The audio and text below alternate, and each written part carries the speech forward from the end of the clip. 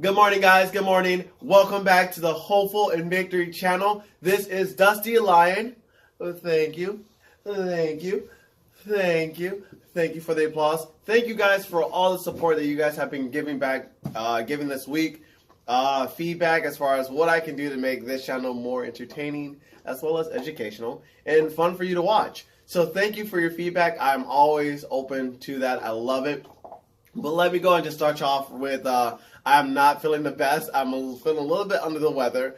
But you know what? I said, fuck it. Let's go ahead and just do this because, you know, I'm a boss bitch, and boss bitches do boss shit when they're under the weather just because, you know, because we bosses. So welcome back. Let me go ahead and start you off right with a dab of that coffee.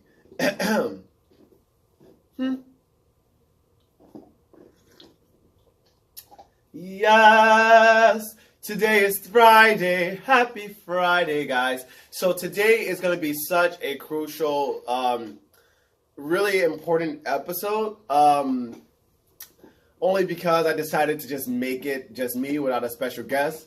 But I decided to bring it back and actually throw in an article a friend had provided me. And I thought we'd go ahead and talk about this and the importance of this article because it's huge. So how many of you know who Robert Rayford is? I don't see nobody hands up. Yeah, y'all might be behind those screens somewhere else outside of my city, but I don't see your hands raised. And you want to know why it's not raised?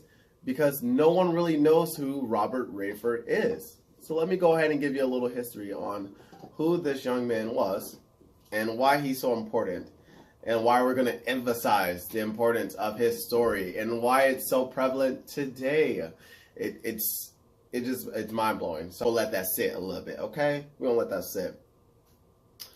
50 years ago, a frightened 15-year-old black youth checked into the St. Louis City Hospital with unusual symptoms that puzzled doctors. His legs were swollen, and soon, and soon, so was his entire body. Nothing seemed to work, not even 7 weeks of antibiotics. Doctors suspected he may have acquired chlamydia from same-sex partners. But the youth never said he had same-sex partners. For 6 months, he continued to deteriorate until in May of 1969, this sweet, shy teen lost his life to the disease that baffled medical personnel. His name was Robert Rayford, and he is the first known person to die of HIV in the United States.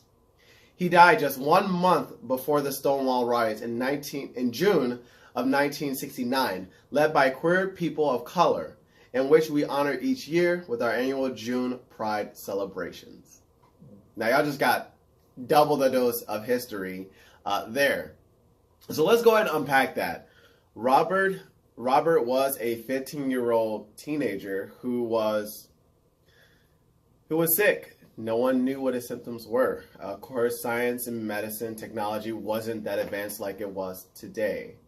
However, I think the importance is of just that first part is just why don't we hear about Robert? Why don't we hear his story in celebration of World AIDS Day or in celebration of many other celebrations that we have within the LGBTQ plus community, as well as the heterosexual community. I don't know if y'all got like a special wording for that, but I'm just going to say the heterosexual community. And it's because what we see today, we don't hear those stories. We don't hear too often people of color's story. And he died in 1969. And if you guys are very much aware, we didn't actually start hearing about HIV, like HIV/AIDS, actually until the 1980s, a little early into the 1980s. So this young teenager wasn't diagnosed, but they came to learn that he had HIV 12 years before the CDC had actually announced what this disease was. The CDC. So going with that, like I said, it was 12 years before the CDC announced that this was a mysterious pneumonia and immune deficiency that had afflicted 5 young men, all active homosexuals. And the deaths started in 1981. But HIV wouldn't be identified until 1984. 1984. I'm going to drop this article also in the description, but I want to go ahead and read a little bit more off of this because this is just it. I just read it every time, and it just makes me it makes me a little angry. And how they determine that he was Robert was HIV positive was they went back and they actually re-examined his tissues and they found HIV, the virus within his tissue samples in 1987. So that goes to let you know that though we knew in 1987 that Robert had HIV, why weren't we getting that story? Why weren't we getting that representation? Because as you all know, young black men are the most affected population by HIV, from HIV, excuse me. The most affected.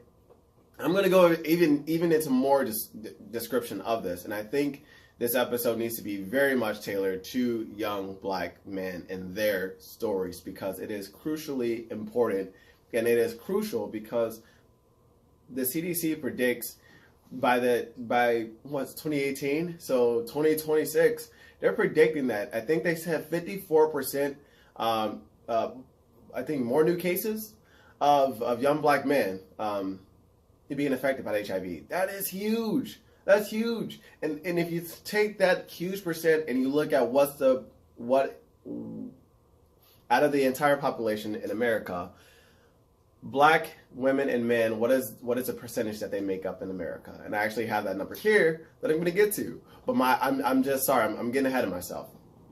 So they identified HIV within Robert in 1987. Of course, the CDC did recognize this, and they started a campaign, but they weren't telling the collective stories to fight stigma within the colored community. So I'm going to go ahead and just read this off, this one line. But if we really are going to stop HIV, then we need to talk about how HIV continues to have a disparate impact on communities of color. We must tell the story of Rayford and so many more. This is just one person.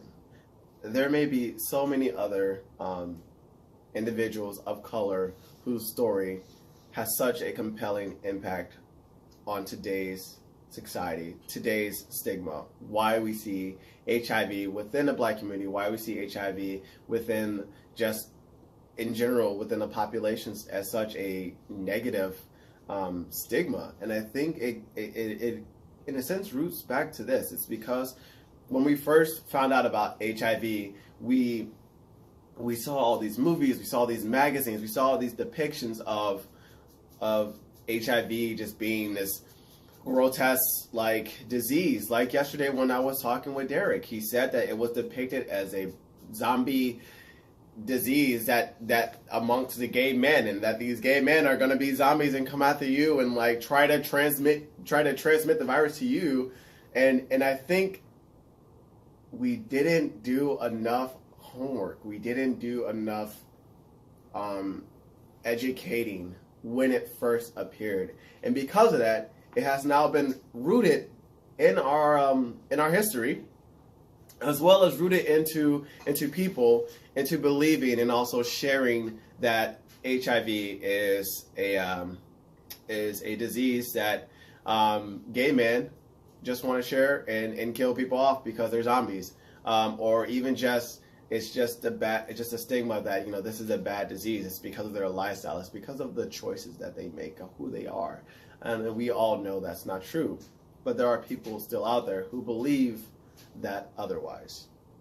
But let me go ahead and continue reading through this article, because this whole episode is honestly, this episode is dedicated to Robert Rayford. And because of his story, I'm able to tell my story. And because of his story, so many other people can tell their story. And because of his death, science has, has made improvements, and of course since then, like clearly, but him and among many other men and many other men of color and women in general, because of their deaths and their sacrifices, I can do this. I can have good days. I can go to the grocery store, or I can walk my dog and not feel tired, not feel fatigued, not look like this flawless, gold shining, whatever you want to call it, mom and dad genes that they had provided me. Like, this was all, of course, I think like my mom and dad, of course, but the reason why I'm able to live healthy is because of the different things that science and people have sacrificed to reach today. So that's why this episode is going to be dedicated to Robert. And if y'all got a fucking problem, then go somewhere else, because today is Robert's day, and today is going to be acknowledged, and we're going to tell his story. So sit back, shut your fucking mouth, and listen. And then my dog's licking the light pole to knock the fucking light over. Girl, you better sit and listen too, because you could get the clapbacks too. Okay? Alright, so let's go ahead and I think the next piece I wanted to touch on, remember when I said that when this first hat appeared, looks like in 1981, bing, bing, bing, there were 2 additional cases among the 5 that I mentioned earlier. One was a black, 2 were black men, one was African American, and one was Haitian. The other one, the Haitian, he was heterosexual, but they were not mentioned at all. And there was a report that was on the first 5 cases of the 5 Caucasian men in 1981 that was written by the doctor. His quote at the time, Michael I think this is pronounced Gottlieb, I believe, I don't know. But this is what he told the New York Times at the time. Until recently, I wouldn't have thought it mattered.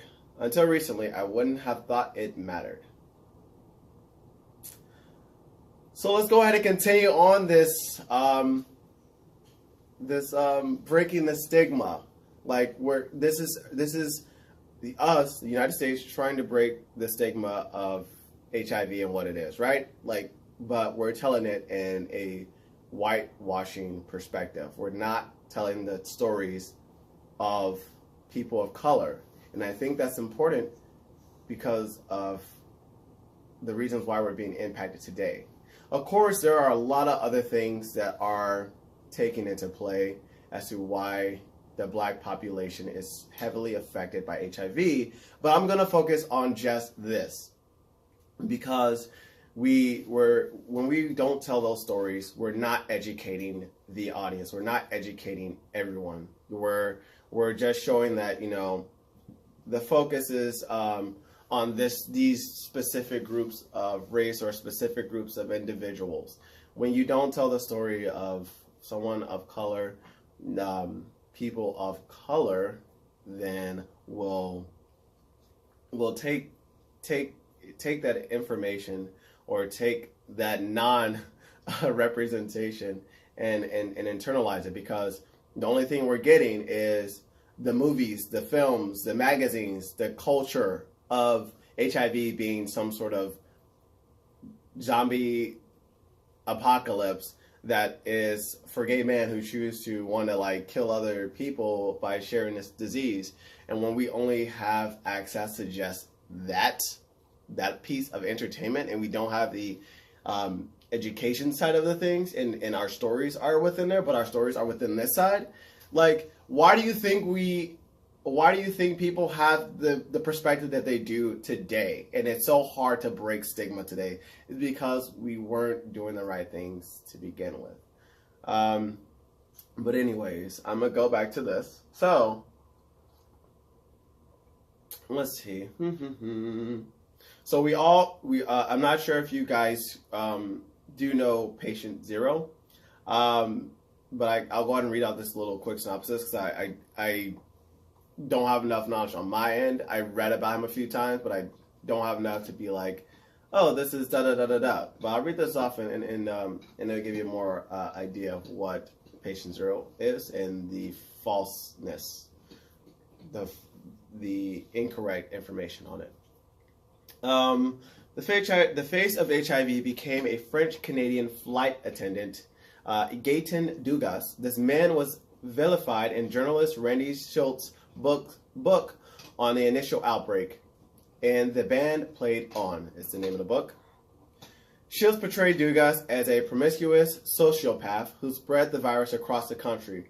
Media dubbed him Patient Zero. And the New York Post even ran a headline in 1987 calling Dugas the man who gave us AIDS. Literally, that was the headline in 1987 from the New York Post. The man who gave us AIDS. Wow. The claim that Dugas was the first person to bring HIV into the U.S. was disproved by researchers in November 2016 through genetic testing, but during the 1980s, the narrative was already set, as I spoke about earlier. In pop culture, films that tackle the history of HIV from Philadelphia to even the more recent adaptation, The Normal Heart, look at HIV through the predominantly white, gay, male lens. Even a recent art exhibit on HIV perpetuated an almost exclusively white perspective by selecting an overwhelmingly number of white artists, 88 of them, compared to just the 9 Latinx and 4 black artists. What? Why? There are so many creative people of color who have done so much to break the stigma, and we're only giving homage to 4 black artists and 9 Latino artists. Lord.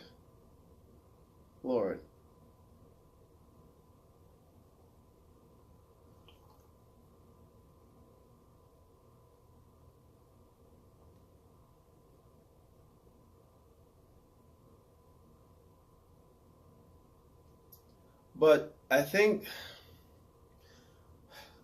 the important part of why I just read that little piece of snippet and why I think it's so prevalent is because Robert Rayford wasn't the only black person. Of course, HIV doesn't have a name, just like a bullet doesn't have a name. HIV doesn't have a name. It doesn't have a specific race that it goes after. That's not what I'm saying. What I'm saying is, on our end and on the people on the higher ups, what are we doing? What are you doing within your power or of knowledge to break stigma? Because I think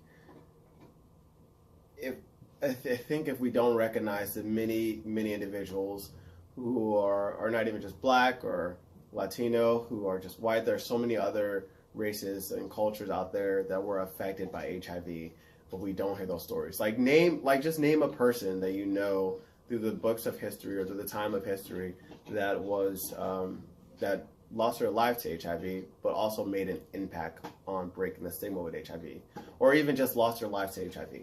You know, like in the early phases, like you only see a lot of movies of the Caucasian male. You don't see the representation of, the black male or the black female, the Latino male, the Indian male. Like, you just don't hear those stories. And I'm not sure if it's out there, but I'd be damned. I bet there are stories out there, there are research out there that can definitely prove all of this, this whitewashing completely wrong. And I think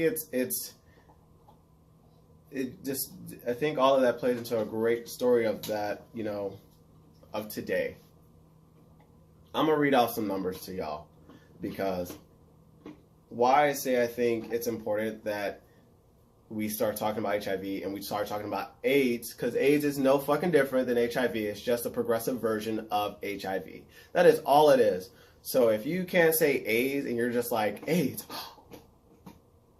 oh, that, like, there is such a stigma for HIV and there's such a stigma for AIDS. Of course, my show isn't named after AIDS because my show is named after what my diagnosis is, HIV. So that's where my emphasis comes from that. But by no means would I ever think or would I ever stigmatize AIDS separate from HIV. like I said, and like I will continue to say, we go together, we don't go alone. So the disease goes together, it does not go alone. So you can have HIV that can progress to AIDS. We will talk about that on another episode as far as the two differences and how we can break the stigmas from of HIV and of AIDS. Now, excuse me, y'all, this is my little busted phone that I had back in the day. Back in the day when I was a fast girl, but you know, I'm making it work because you know I got my phone right here videotaping me. But anyways, back to this number that I was trying to get y'all to pay attention to. So wait, hold up, before we because this is serious, we getting hella serious. You better get the focus. You better get the focus. Don't play me.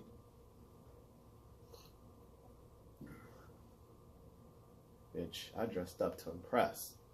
And you better get all of this, bitch. You lucky you can't get my legs. My booty looks good in these pants. If y'all can see, y'all might want to slap it. But you know, I can't let y'all because it'll cost you about $10,000. I ain't a cheap penny. Anyways, since the virus was discovered, black people have made up 43%. Get out, my dog. Walking over here. Black people have made up 43% of all HIV deaths in the United States. Yet African Americans are only 13% of the U.S. population. This article was posted, I think, last year. So think about that. 43% of all HIV deaths in the United States are black people. Why don't we hear those stories? Why aren't people talking? Why aren't we talking? What the fuck? And we're only 13% of the population. Black, gay, and bisexual men accounted for 26% of all new HIV infections in 2016. Despite representing less than 2% of America's total population, of the 1.1 million Americans living with HIV today, almost 475,000 of them, more than any other racial group of them, are black, gay, and bisexual men. So of the 475,000, 150,000 of them are black, gay, and bisexual men. Whew, child. Let's just break that down. So let's go ahead and just talk about the numbers here, because I think it's important that we go ahead and talk about that, y'all, because that's a price. 26% of all new HIV infections in 2016. So yeah, we're doing great things. Science has come far, medicine has come far, as far as PrEP, PEP, viral suppression, stopping new cases. However, black, gay, bisexual men are still the highest numbers among HIV newly diagnosed and deaths when it comes to HIV and AIDS. And I think the reason to that is a personal reason of mine. I'm not a scientist. I'm not an educator. I am just a subject matter expertise because this is the life I live. So by all means, don't quote me. If you're going to rant about me and boast me, tag me, bitch, because I want to see it and I want to share it. And I'm not going to argue with you fucking trolls. But I want to see it. And I want to see what your argument is. But also, getting back to the issue at hand, I think the reason why we're just, so affected by this, of course, there's toxic masculinity. There's also things that communities don't have access to, poor communities don't have access to, and sometimes most of those poor communities are made up of mostly black people. So when we don't have access to those things, we can't stay healthy, we can't get ourselves tested, we can't get checked. We tend to not talk about the things that we're dealing with personally.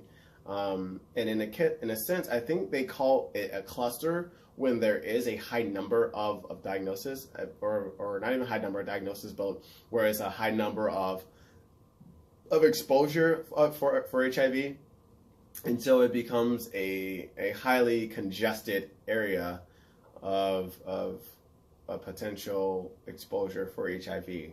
We're not talking about it. We're not educating each other. And sometimes, I think people who are older than us may not know how to educate that to the youth, because they grew up in a period where HIV, as I mentioned earlier, was depicted as this zombie eating such and such, magazines. They gave it to us. This is going to kill us. Like, this is your lifestyle. Be sure if you're, if you have someone who's gay or whatever, you beat it out of them. You put religion in them or whatever it is. And then you have this side of things where you're telling like this cute, whitewashed story that, some people didn't see, or some people thought like, oh, like, yeah, this is a thing, like, for them, but it's not affecting us, kind of thing. Like, it's not hurting the Black community because, we see this, and I'm not sure that the materials, as far as magazines, movies, anything on the end, as far as like the stigma was all Black people. I highly doubt that, especially in like 80s, because you have your like, what are those Black tropes, movie tropes, where they just mock pretty much black the culture is what I'm going to call it. So I'm referring, when I say the culture, I'm meaning just the culture of Black people, so mocking the culture. But I think the people who are older generations, like, I would find that it would be difficult for my mom to talk to me or my 3 other brothers growing up about HIV. Like, I would find it very difficult for her, because in her mind she would have to be thinking that either one or all of us are gay or bisexual, and my 2 brothers aren't gay. My actual younger brother, he is gay. I don't think I should be saying this, but I don't think he would care if I say that, because me and him are boss bitches and we're queens and we just have that connection. My other 2 brothers, they're not gay. They're actually my cousins, adopted by my mom, and so we're just brothers. But anyways, I don't think my mom would be able to have that conversation with us, because, in her mindset she would have to be thinking like, oh my God, like are they into guys? Like, is this a thing? How do I approach this? She was a single mom. So I don't fault her. I don't blame her. I just say that I can understand that conversation would be difficult, especially from her experiences of HIV that I don't know of. But even to this day, I know she still has some struggle with coping with the emotions that her eldest, oh, that sounds so pretty, eldest son, I said that right though. Okay. Eldest son, me, is HIV positive. So, it's a struggle, but I think it's hard for communities to talk about that, because we don't have the representation, we don't have the resources, because some communities don't have access to those things. And when you have programs or organizations that are out there, trying to go to those communities, then you have those ignorant fuckers who are like, oh, they're just here to just brainwash us and just say that, like, this is, get Black men or all gay men, like, demasculating us. And it's like, no, you dumb shit, do your homework and you'll see that the numbers are there, where young Black men are at a high rate for contracting HIV. And why is that? Because there's so many things. But like I said, I'm just focusing on just one. So going back to Robert's story, I really like how they brought this up. I didn't know this, but we all remember when Twitter had congratulated Lester Holt for being the first Black news anchor. Congratulations, Lester, but decongratulation, if that's a word, because guess what? You weren't the first. Max Robinson was. He was actually the ABC World News Tonight anchor who died. We don't know this story. I didn't know this story, but Max Robinson died of complications of HIV in 1988. If y'all find some news articles in the year of 1988, describing the death of Max Robinson, please share. Like let me know. I haven't looked into it. But yeah, you know, Rayford's death marked the beginning of a national HIV crisis. And like so many other stories of Black and brown experience, their stories of living with HIV rarely get told. Max Robinson's story was not told. Okay, so back to what I was getting to. I wanted to read out this quick snippet this is from Plus. Oh. Boop. Plus, yep. Article. And queer people of color experiences with HIV matter. And when we push their stories out of view, we push these communities at even greater risk. Their stories of today must be told, or we will never get the end of the HIV epidemic. We will never get to the end of HIV epidemic. Black men make up 38% of all new diagnoses among gay and bisexual men, and the CDC predicts that if trends continue as they exist today, 1 out of every 2 gay and bisexual Black men can expect to acquire HIV during their lifetime.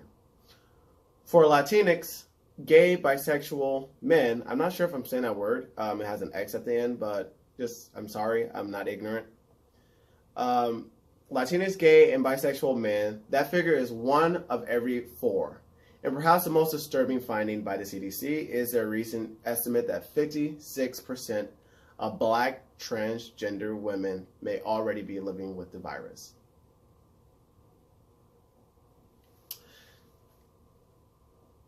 So, why do you think we need to talk about HIV? Why do you think we need to get tested? Why do you think we need to have these conversations? Why do you think we need to break the stigma? Because, I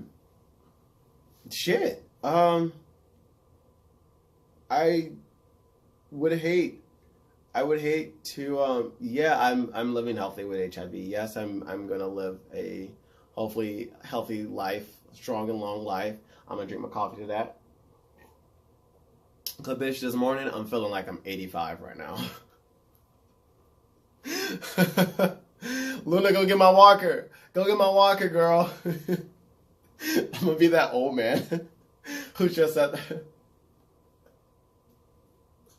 the restaurant with his dog, the walker, and like my dog old as shit. Like my dog's like double the age that I am. But her ass is holding on to dear life. She's got one string left. You know, like in the movie of Hercules when they get the pair of scissors and they're just like, snip. Like that. that's her ass. That's gonna be me and her at the age of 85. But that's how I'm feeling right now. But anyways, I don't wish this among HIV or AIDS among anyone.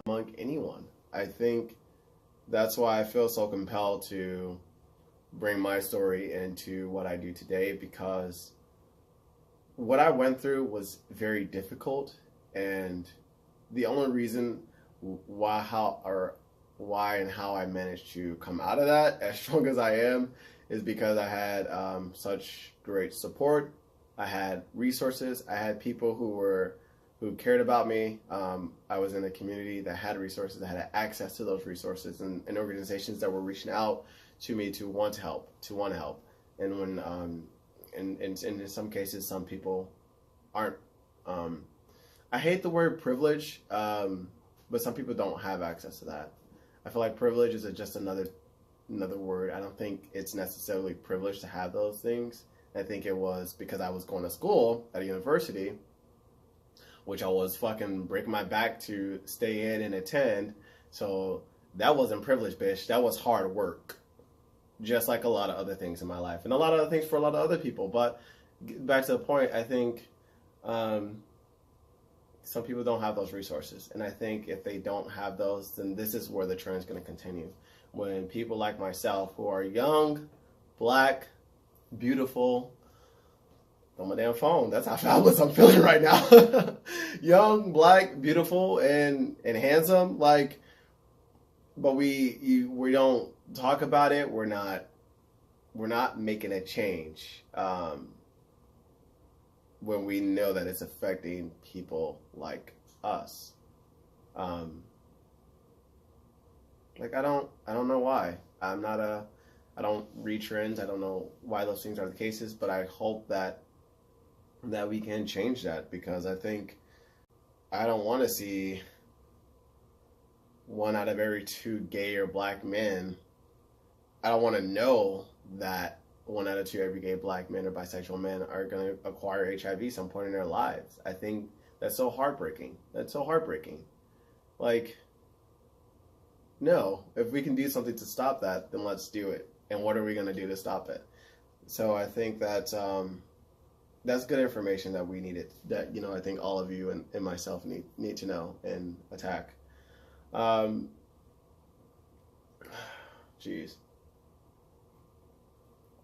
But we all just need to remember this.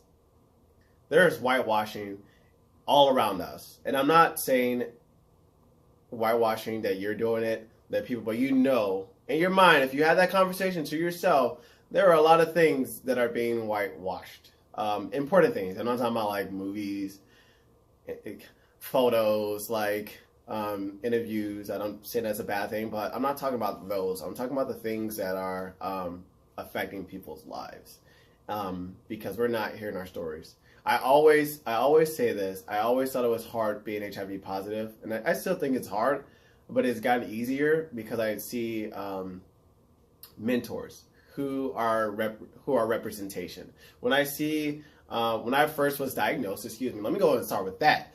Because when I was first diagnosed in Charleston, I went to a support group, and they were all older white male, you know, and the only person that was there that was black was me and another guy, and we were both young.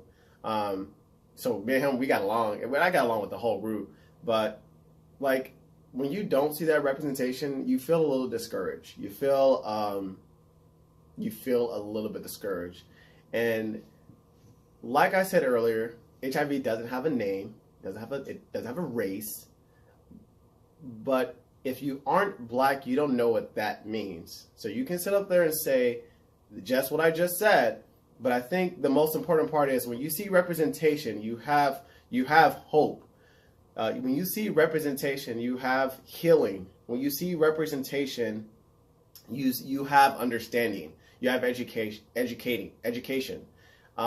Yes, I was learning from, you know, the older white males, the older white men who were there, but they didn't walk the path, the struggles that I have to walk with every day by just being a black man in America, you know? So then when you add that layer of being a gay black man, or now a HIV positive gay black man, or HIV positive gay bisexual man, whatever it is, like, it's a lot. So when you don't have someone who is older, who is gay or bisexual, and he's older, he's positive, and he's black, you don't see that. You're just like, geez, like, what's, like, it's unknown. Who do I go to? Who do I look up to? Who do I get that mentor and advice? Because I know damn well there are a lot of experiences that everyone experiences, but there are experiences that certain cultures go through because of their race.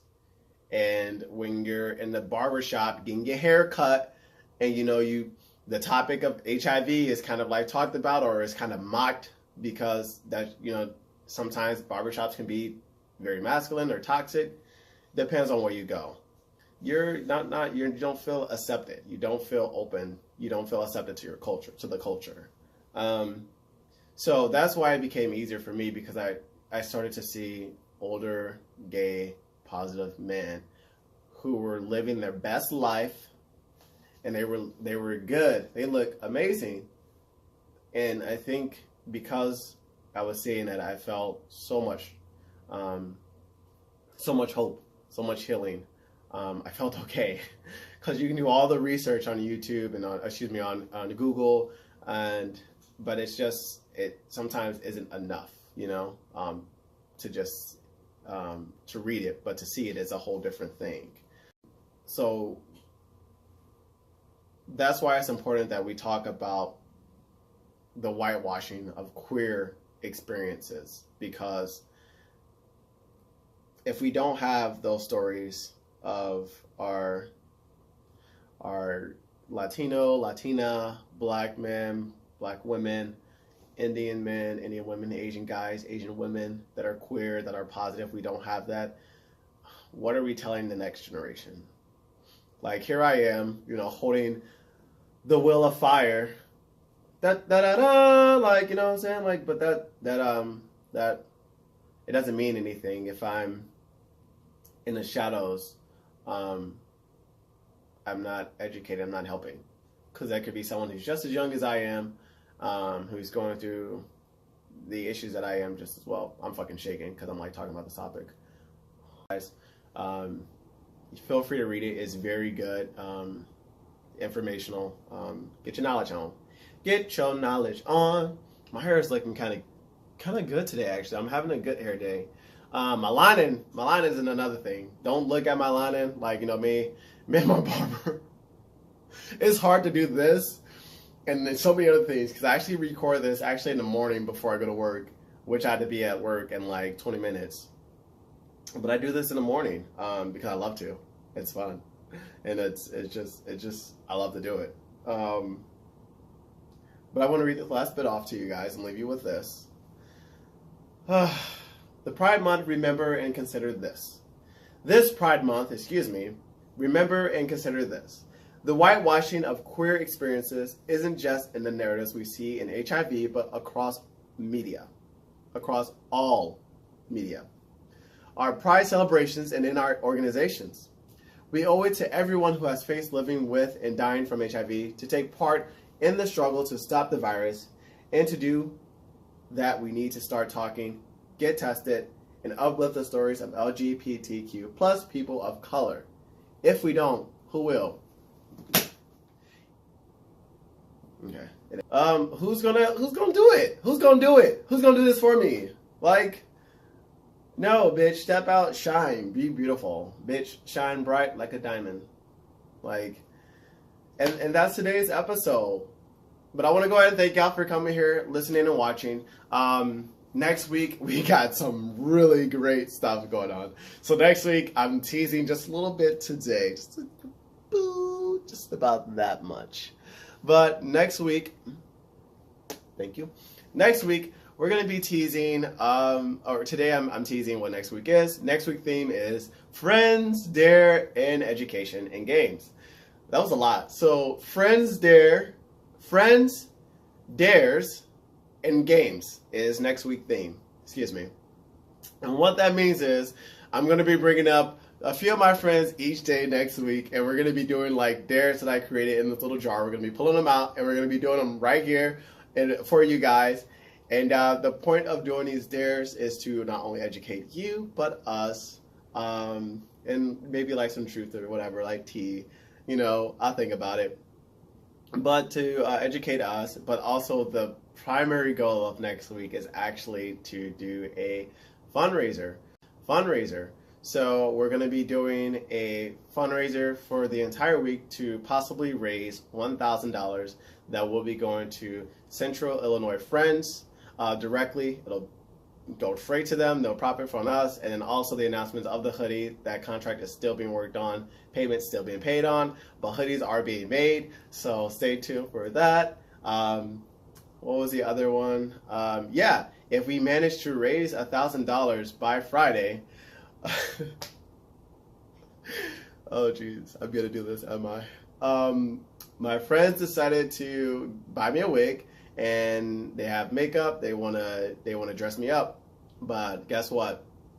I'm a pretty penny guy, so the goal is to raise $1,000. If we can raise $1,000, then you get to see me live on Facebook and Instagram, getting dressed to impress, slay the gods, with this 10-inch long wig of hair and makeup, and just work it, because we about to raise some money, and it's going to be for a good damn thing. So with that, guys, I'll see you next week. Have a great weekend, and also Merry Christmas. Yes? What did I just say? Have a great weekend. Merry Christmas, guys. Bye.